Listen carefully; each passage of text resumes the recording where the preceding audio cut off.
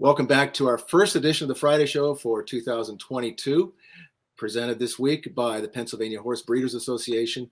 I'm Ray Pollock, joined today by Joe Nevels and a special guest, Clint Bentley, the director and the co-writer of the movie Jockey, which is it's getting just rave reviews. I think it had its screen debut over the holidays, and it will be opening up in more theaters nationwide.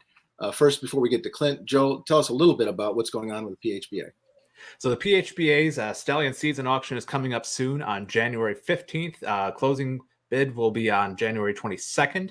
Seasons from 52 stallions to count right now in Pennsylvania, Kentucky, New York, and Maryland. Visit thoroughlybred.com to register to bid. All right. Well, thanks for the sponsorship from the PHBA. Clint, there's been a lot of movies made about horse racing, and this one is different. The central character, Jackson Silva, is a jockey who doesn't live in a big house or have a fancy car or ride in the big races.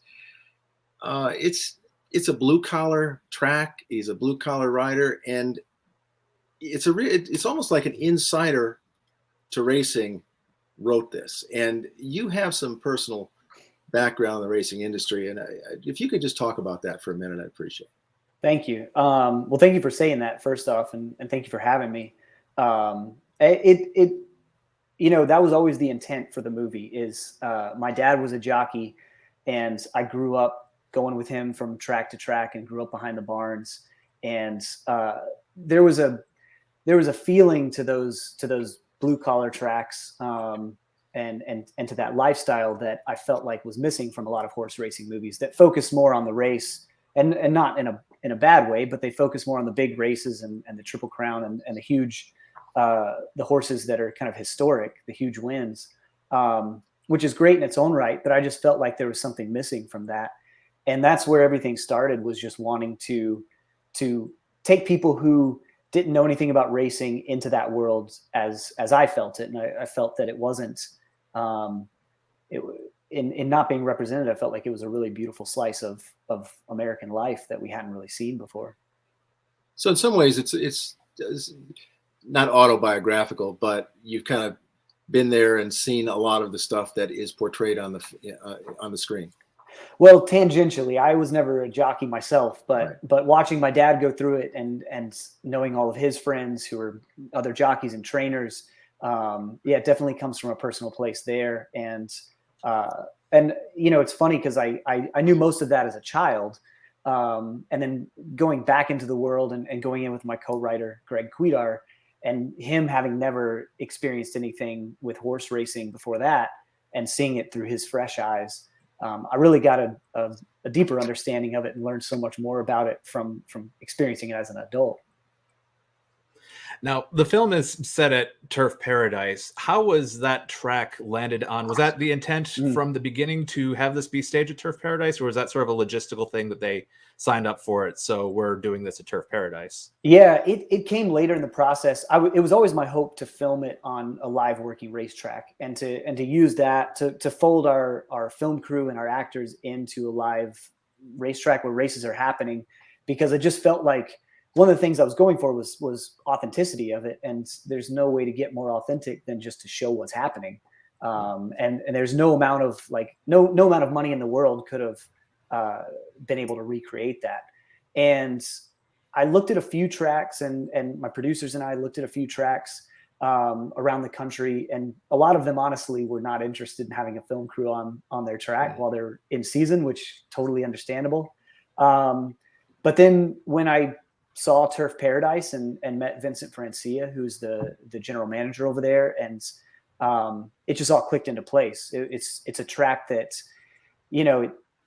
it still has that spirit that it's had for a long time, and it still has such a personality to it, and it's kind of like it's a bit lost in time in some ways, where it feels like it's got its foot in the modern world, but also in the heyday of racing. You can feel the feeling of the 70s around there, and Mr. Francia just understood the movie and what we were trying to do so well that it was just kind of a no-brainer at that point. Mm-hmm. Did the location of Turf Paradise itself being in the Southwest, did that inform how anything else in the movie was written? Because, you know, you're in a certain part of the country as opposed to if it were at, say, Turfway Park or somewhere in New York or something. You know, it's a completely different movie if it's somewhere else. Yes. That was something early on that, you know, I knew very clearly that I didn't want to film it at a big, like a Churchill Downs or one of the big iconic, like incredibly beautiful and updated tracks. But then there was also that aspect too that I talked a lot about early on, which was like, for people who didn't know horse racing, they didn't really know this, that it's so different, to your point. Like if you're up in the Northeast, or if you're in California, or if you're in Texas, like all of those are different areas and different cultures. And the one I knew best from having grown up was this kind of like Southern and Southwest version. I grew up in Florida where my dad jockeyed in South Florida, but he jockeyed through Louisiana and Texas and up into Oklahoma. And so I just felt like I knew that Southwest or South version better than going up to Chicago or going out to the Northeast. Mm-hmm. Now there are a lot of active jockeys in this film with, you know, significant speaking roles in there. What was it like working with, you know, you deal with the, you know, sort of trained actors in the film. They know how to take direction from a director. They know that relationship. What was it like working with the sort of working jockeys in this film who might not be used to blocking, might not be used to just sort of how a movie is put together? Yeah, that's a good question. And it's one of those things that you might think it would be more difficult to work with them because of what you said, but it's honestly, whatever they don't know about filmmaking, they know so much more about the world that they're acting in, which is horse racing. And so what they're able to do is just bring so much authenticity to it, to the project. And they honestly, like when they were acting alongside Clifton Collins Jr., who's this amazing veteran of an actor, he talked about it later of like, it made him bring his game up a little bit because they're so authentic and in the moment. But once, you know, my job was just to kind of like make them comfortable with being in front of the camera. And then after that, and help them be themselves and maybe say like the lines that I'm hoping to get across in a scene. And then after that, they do all the hard work and just did such an amazing job where they made my job easy. Mm-hmm. There's one thing I wanted to follow up on with that. There was a Logan Cormier, active jockey as of last year. You know, a lot of the jockeys in this film are acting fairly naturally. They're talking about their lives and their injuries, but he actually got some pretty significant sort of roles outside of just being a jockey. Can you tell me about working with him in particular and why he was kind of one to be singled out to kind of get a little extracurricular? This character of Logan Cormier is phenomenal in the movie, and you wouldn't know it like just by watching the movie. You would never know that he had never been in front of the camera before. And we were getting ready to film the movie there at Turf Paradise, and he just came up and he had heard we were making a movie, and he came up to me and was like, "Hey man, I need to be in your movie. My whole life's a movie. You need to put me in there." And you know, that was a big part of when Greg Queter and I were kind of doing our prep with the movie. It was a big part of just meeting whoever's interesting on the track who also wants to be in the movie, and then finding a place for them. And the script was written in such a way where it had that openness where we could just bring people in. And not everybody made it into the final product of the movie, but there were scenes that just popped up because we found somebody interesting. And Logan, you know, it was just so great meeting him, because there was the role of Leo, which he ends up playing, but it was a bit smaller in the script. And he was just so good and so natural in front of the camera. And he and Clifton kind of developed a rapport together that we expanded the role for him. And he was one of the ones that you could throw a whole scene of lines at him, and he could just not only remember it and hit them, but also then expand on them. And there's some stuff in the movie that he says, you know, there's a scene where he's in the hospital bed, not to give anything away for anybody who hasn't seen it, but he's just kind of, he's got a lot of lines to carry that would be hard for any actor, much less someone, I can't imagine doing it, having never been in front of the camera really.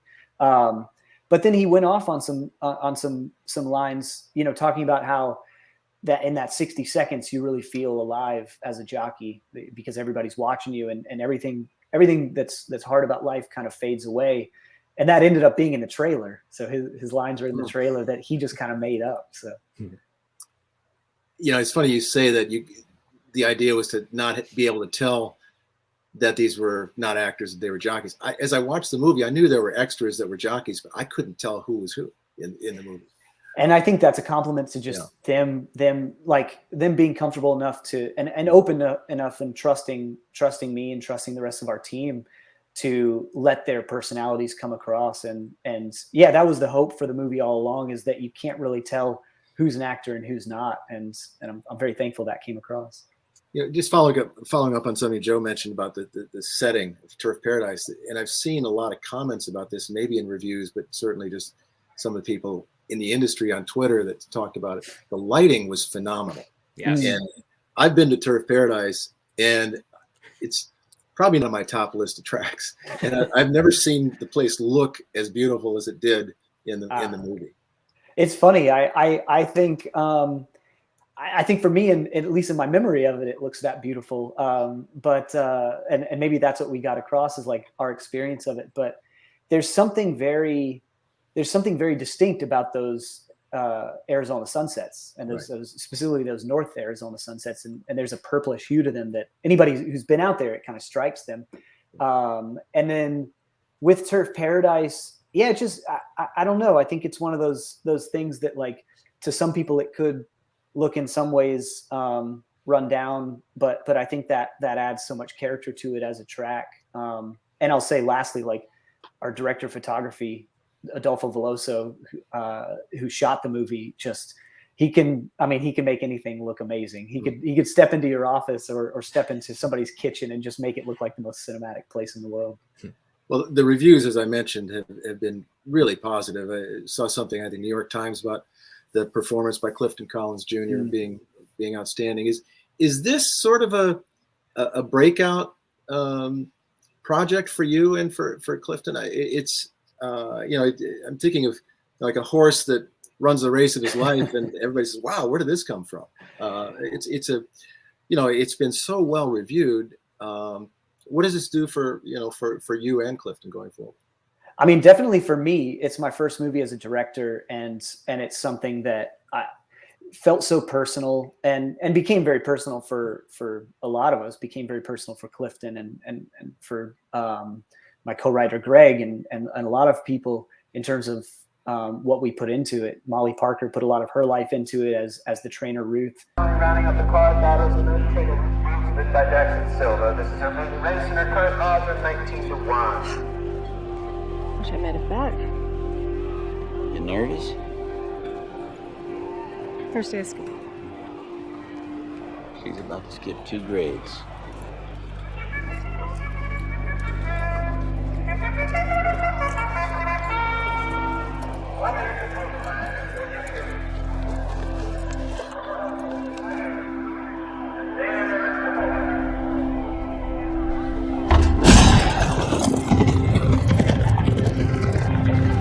For Clifton, it's one of those things that it's hard to think of it as a breakout, because he's been in over 100 movies and has been around forever, and he's always, everybody recognizes him from something when they see him. But at the same time, he's never been given a role like this that just showed what he could do, and that was really the process early on. Is Greg Cuidar and I were friends with him and just knew he could do so much more than the roles he was given, and so for that it was always the hope that he would be recognized for his incredible talent, and now he is. It's amazing.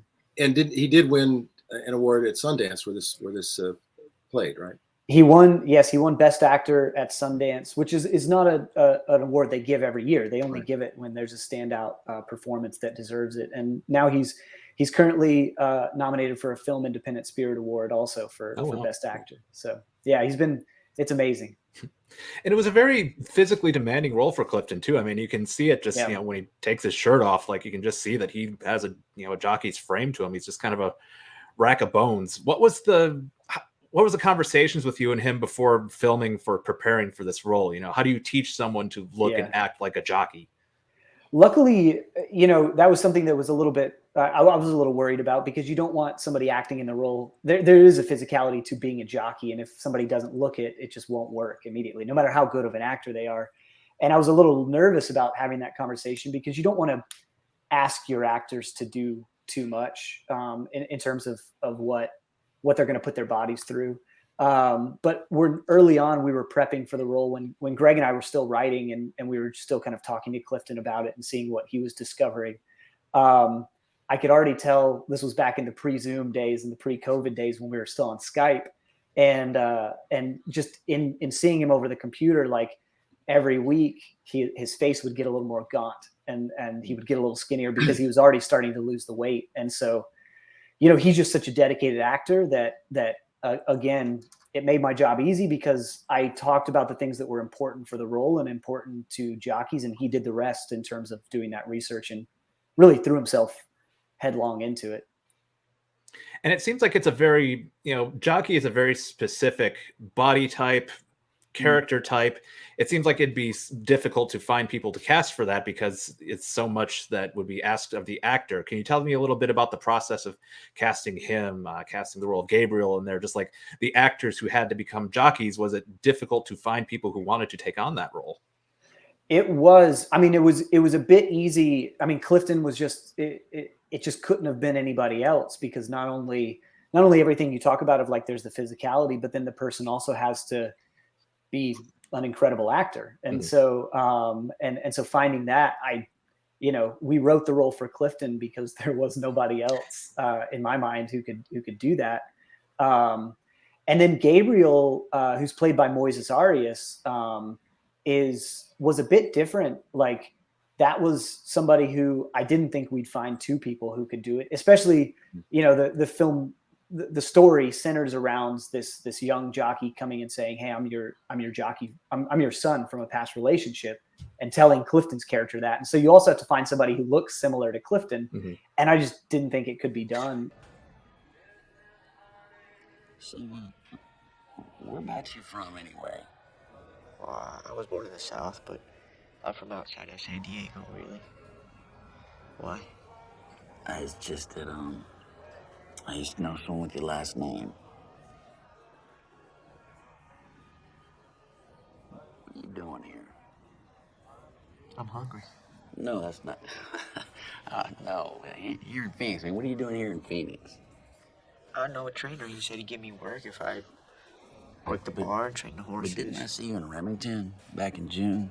And then in Houston before that. I'm not busting your balls or anything. I'm just, I'm just trying to understand the chances of us riding the exact same circuit. What's the question? I'm just saying, if you need help, fine. When I got trainers saying that you're asking about me, and I see you at one track after another, but you never talk directly to me, then that's good. You're my dad. Do what? I'm your son.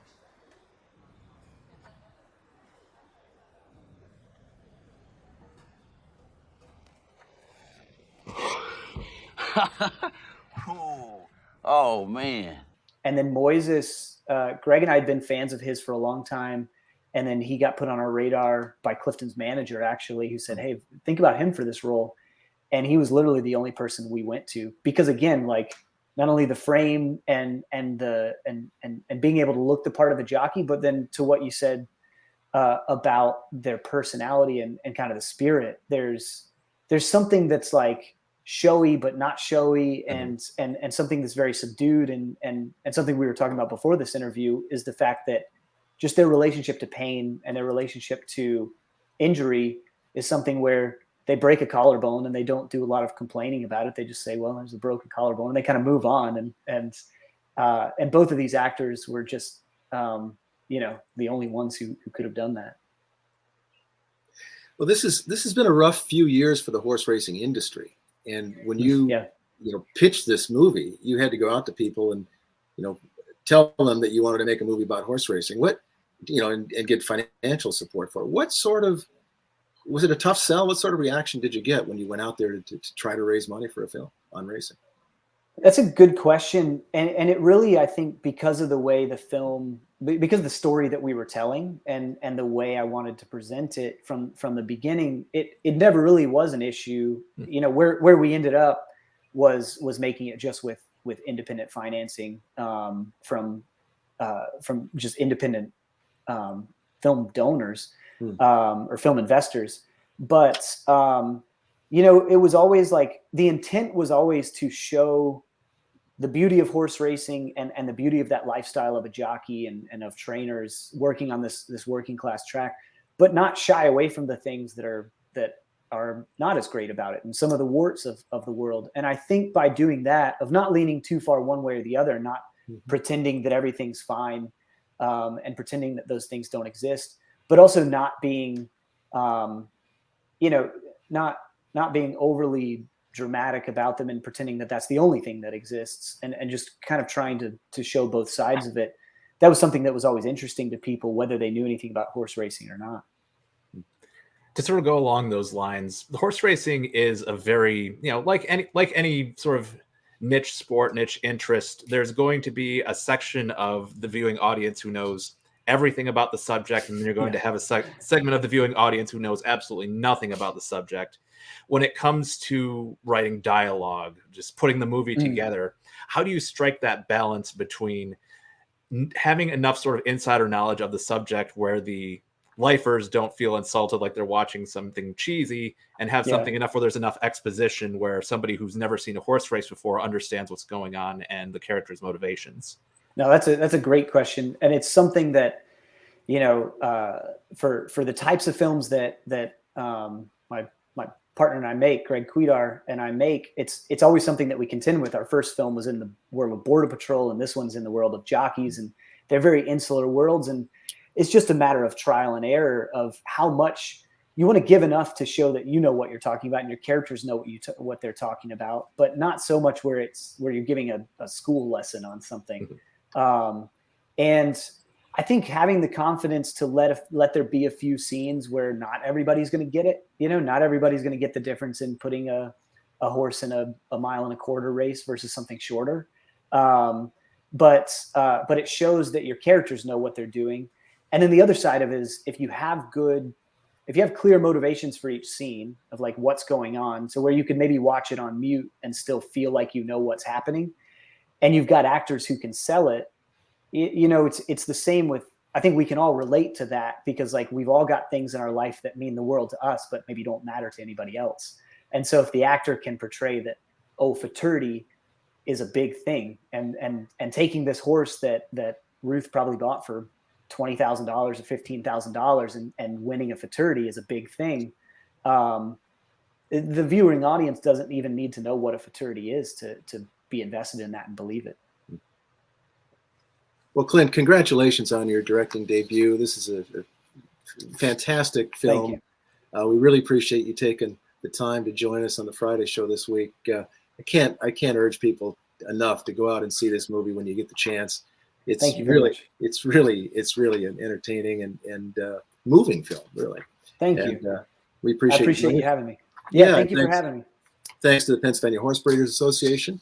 Joe, thank you. And we'll see you next week.